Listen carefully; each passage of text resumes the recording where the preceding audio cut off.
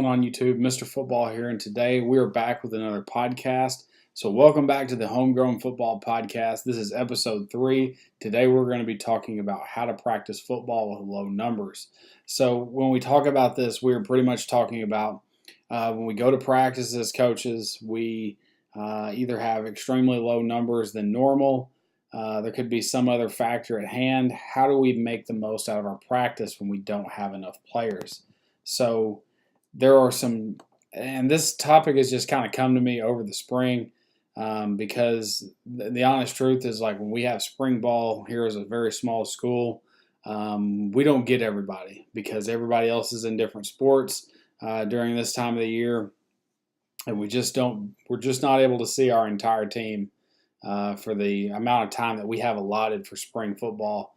And we get about 10 days of spring football, but we got, our 10 days in, but I think the most we had in one day was like 15, something like that.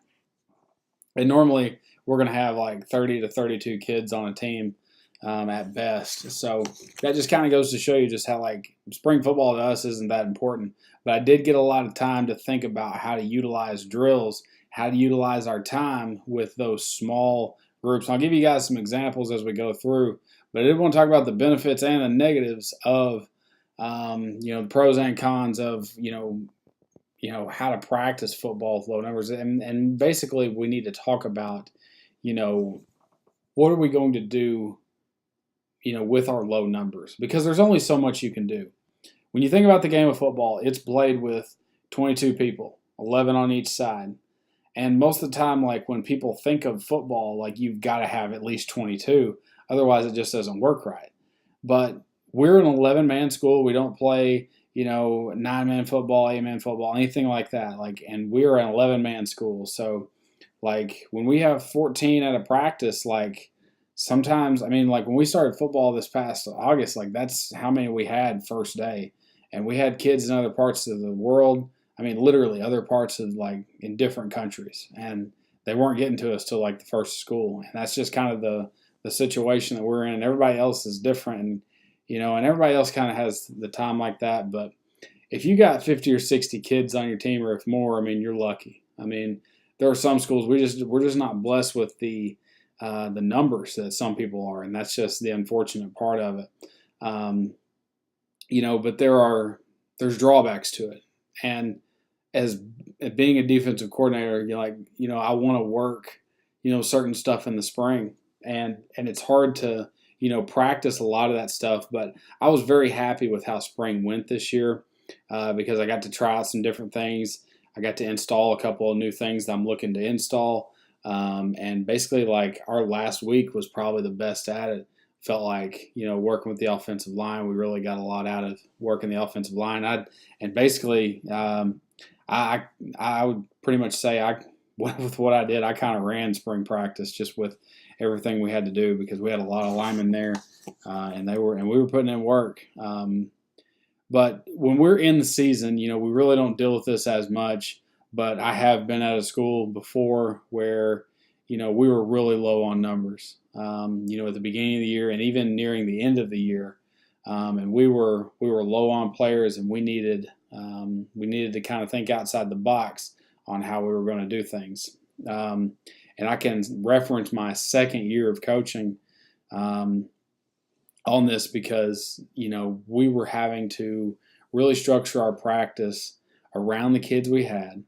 For the most part, our main players were always there, but you'd always be missing some. And, I didn't ever want to go out there and, have to, like, hold a bag on defense. There were plenty of times where I've helped out and, been a scout team player as a coach, but I got out of that. Like, that's not something that we need to do. We don't need to have our assistant coaches, being, out there. And even, every now and then, if we're doing an inside run, we don't have many guys, maybe I'll stand there as a linebacker, but I'm not going to, I'm not in my playing days anymore. Like, I'm not trying to do that. And I don't think we need to ask our coaches to do that. And I don't ask my coaches to do that. If they choose to do that, that's their own thing. But the thing is like, it's hard to get a look, especially if you're an offensive coordinator and, you want to have enough players on defense to, run against them. But we're going to talk about all the things you can do, and a lot of this, like, it's probably, you guys can probably already figure out what we're going to talk about, but just know that this is a occurring thing, and maybe this will give some ideas to some guys that don't have, or that aren't blessed with a lot of numbers, because I know we're not, and it's sometimes it's hard to do the things we want to do. But I want to get into the benefits first of having low numbers at practice. And really, you might think, are there really any benefits? Because you want to have 22 players out there at one time, and you want to, be able to do this. But if we really break it down from a practice standpoint, we can, with as few numbers as we can have, we can really hone in on those fundamentals. There can be a lot of one-on-one time. You can maximize the reps. That's another benefit. Not as where if you have, 25 offensive linemen, in an individual period, which I felt like I had at one point in time. I had a ton of offensive linemen. Maybe it was more like 15. And I was like 3 deep on the O-line. But at some point, we could only get reps to so many guys. And even last year, I can reference having a lot of offensive linemen in our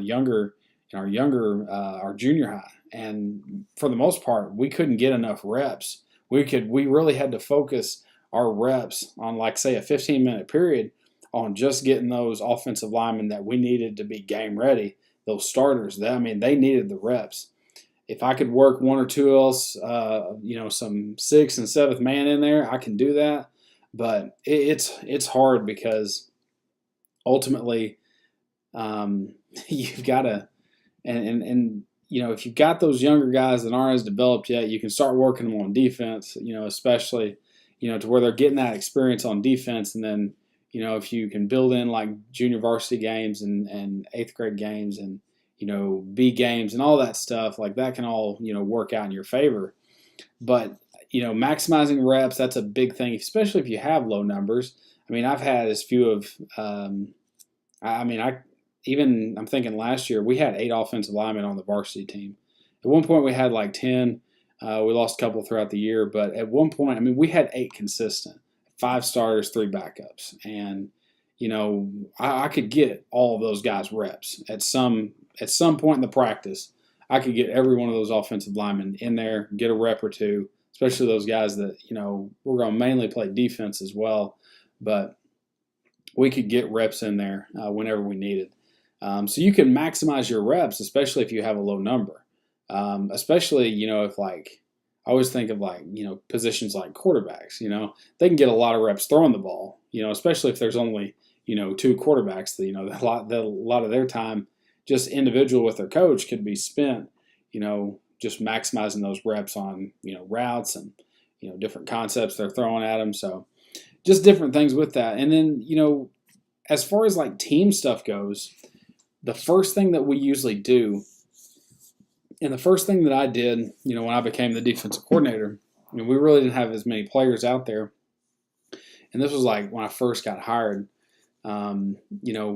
as the defensive coordinator. We went out there and I was just like, I'm just going to introduce the defense to them, and we line them up. We got the thing, the rubber, it's like we call it the fire hose. It has all the positions on it. We just lay that thing out and put everybody in their position.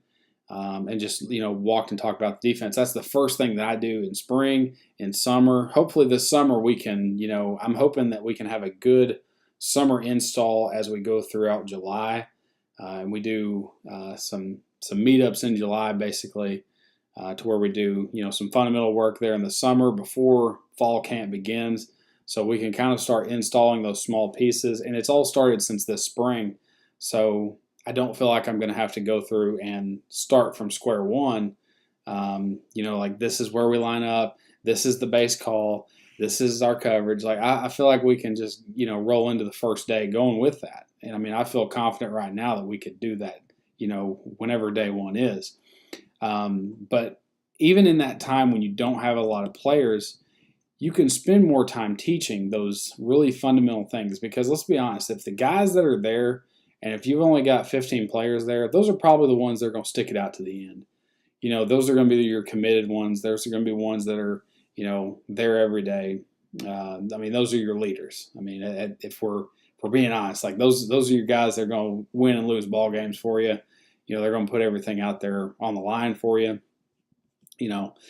But you can teach those guys those fundamental things. We can talk about those things. We can slow everything down, and really just hone in on everything that goes along with whatever we're teaching. It might even just be special teams. You can spend a lot of time on that special team stuff. And spend more instead of just having to get rep after rep because you're just trying to move on. I think sometimes we go too fast in football to where, especially if, and I get it, if you've got, 100 guys on your team, you've really got to, you probably at that point you have to split up your staff. We don't split up our staff. We have 6 coaches, and some of our programs we have fewer than that. But also it's, our biggest programs, like we're going to utilize all of our coaches, to their fundamentals and their skills that they, know. So it's just kind of part of that. And we want to have those benefits. And then and there were several times that we went out to spring ball and we nearly had as many players as we did coaches. I mean, and we always joke about, we're going to get a lot of one-on-one time, but it's true. Like we can work on those little bitty things and it's kind of cool. I mean, it's good to have that. But, at the same time, especially if we're in the season, it's hard because we know the expectation. We know something's on the line, especially during the actual football season, especially on low numbers. I mean, I can remember a time way back when, 9 years ago when I was playing in high school, the volleyball team was playing in state. And so they were playing in state like 30 minutes away. And so everybody was going to go support, the volleyball team. And, everybody, and the time that they were playing at 3:30. Well, 3:30 was practice time, and nearly half the team was gone. And the coaches were mad about it, because we were in season. We were undefeated in conference at that point. And, and I can remember them being very upset about that. And we had to do stuff like half line. We had to still rep our practice. We still had to do everything, but we had to do everything, in half line. If we talk about the negatives to practicing with low numbers, for the most part, the first thing that comes to mind is it's so scary to me, especially say if you have 15 guys and one goes down, it usually messes up something, and you just have to. It's just like reshuffling the lineup, And so it's hard to go full contact. You almost can't. You almost just can't even risk it. It's something we've for a while, and when I first started coaching, and I'm not really for sure on why we never really went full pads in practice, but I was just assuming that it was because we didn't want to get anybody hurt, but I didn't understand why just having knee pads on was going to hurt anybody. I feel like if you have full contact days, you should use those days in some form or fashion. And I think certain drills and certain positions need that full contact time. Like I know in the offensive line, I try to make at least 1 to 2 of our times together a full contact, period. At least to where we're going full tilt. Like it's offense versus defense. And we're going live. Like there are several times where I feel like we have to, kind of do that, especially with low numbers. It's very controlled. I've got a pretty short whistle on it.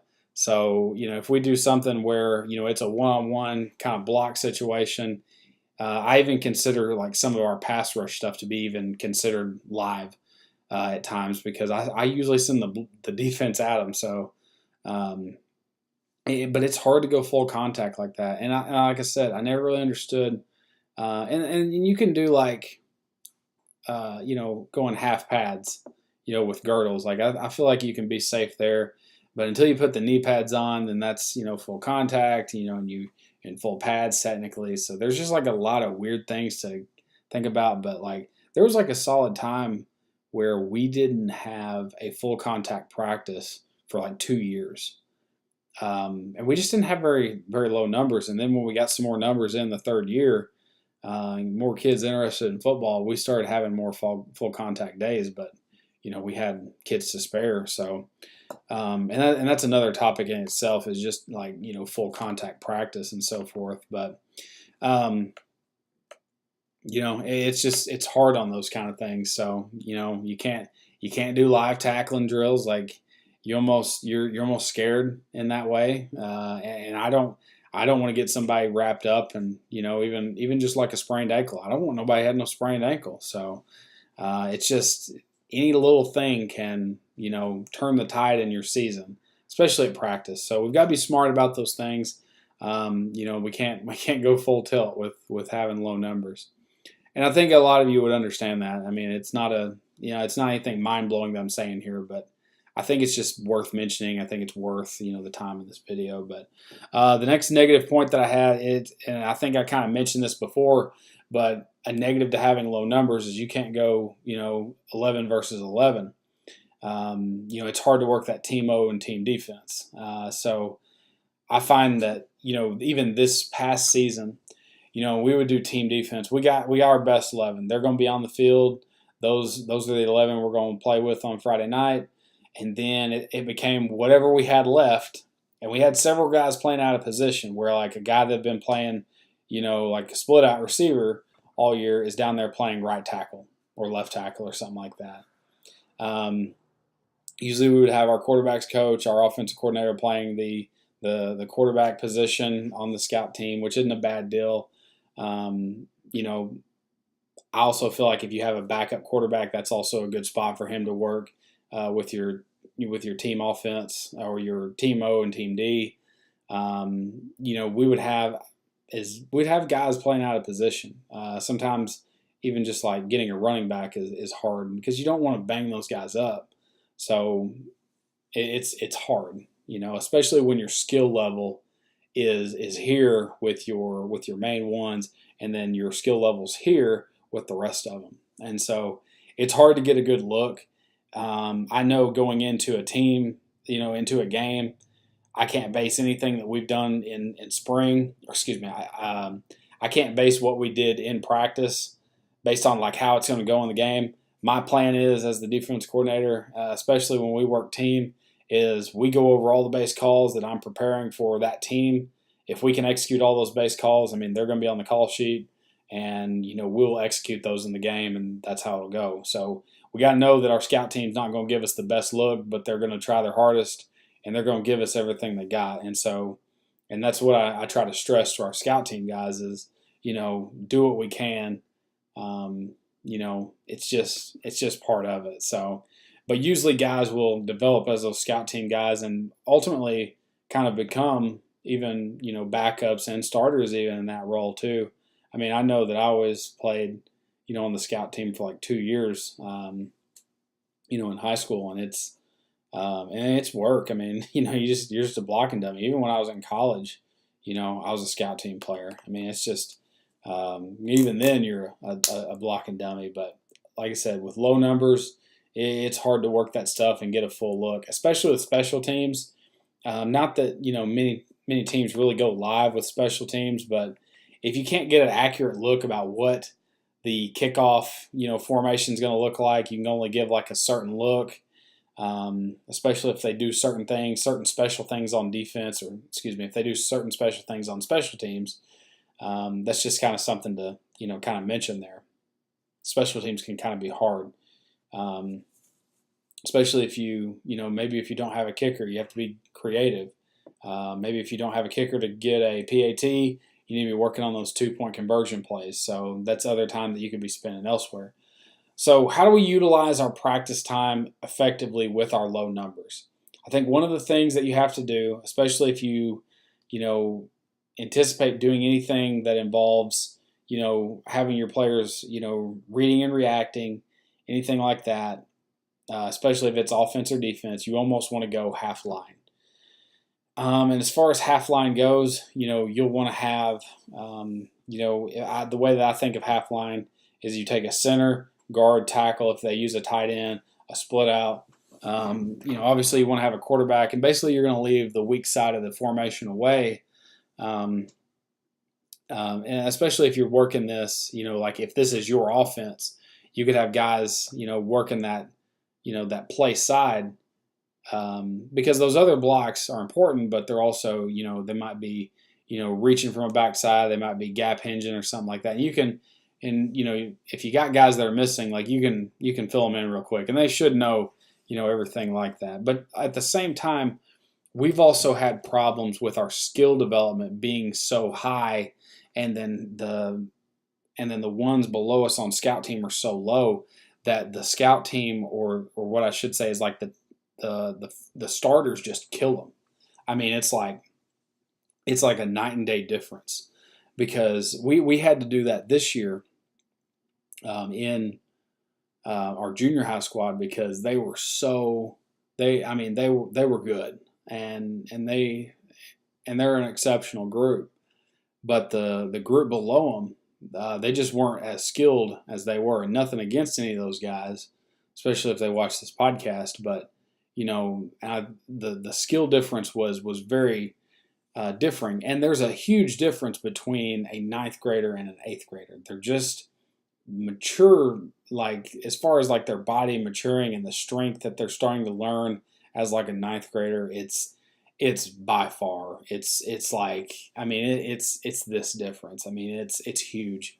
And we had to be creative with that. And so sometimes we had to take, and kind of make teams almost even in order to get a accurate look about what we could see.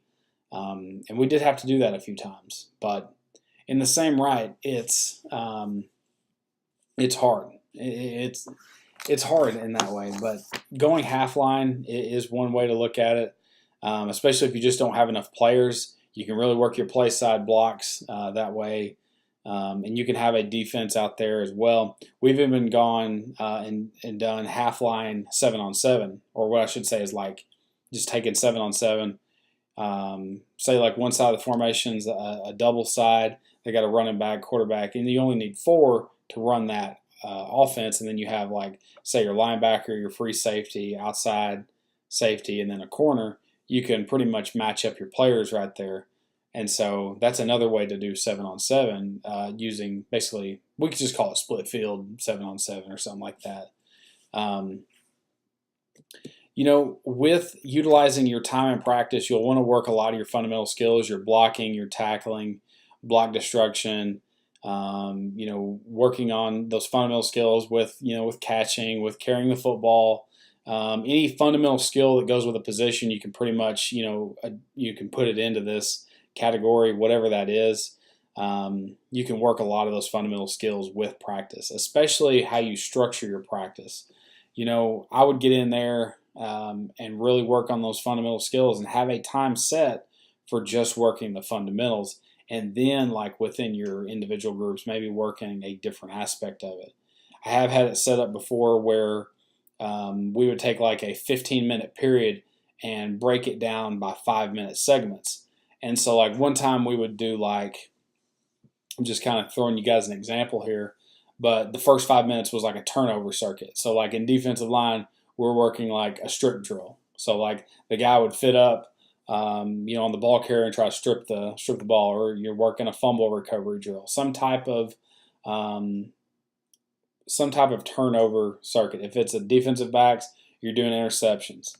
Linebackers doing interceptions or strip drills, something like that.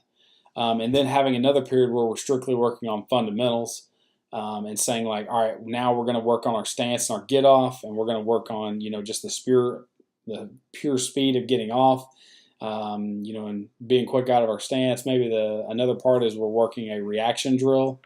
I like to have my defensive linemen, reading the hip of their player in front of them. And so when they read a down block, they're squeezing his hip, getting down. And then I'm thinking that last 5-minute segment is also a good time for, like an install. And so like a quick install might be like, like the underfront or something on defense, and just working something like that. And really just breaking your time down like that to where you're working fundamental skills, you're working something like a turnover, aspect of defense, and you can do the same thing for offense, but working a specific aspect, a fundamental, and then like an install. And so like if it's a base play on offense, maybe it's a trap play, but then in that previous, you need to install the trap play, but before that you need to make sure you got your trap blocks down, and so the guys are taking the appropriate steps for that and so forth.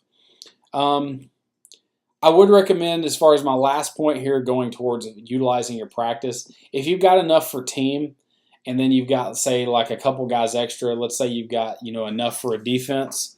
What I would do is have enough for a defensive line and linebackers. You don't have to have, guys on your receivers out there or anything like that. They can, they're going to have to stock block anyway, and so you're probably not going to get much out of them stock blocking in practice. Because I've felt like sometimes they just kind of love on each other out there, and sometimes don't take it seriously. But during the game, like, you'll want to make sure that they're on point with that. But especially if it's team, you can also do things to where you're eliminating contact, like maybe where they're holding a shield or a bag, to simulate those blocks. We've done that plenty, just to save the toll of hitting each other play after play. Because a 30-minute team segment could turn, bad at any point when somebody, gets hurt. So it's just something, to kind of mention. It's practicing with these low numbers. It's hard to do. It's hard to go through and do.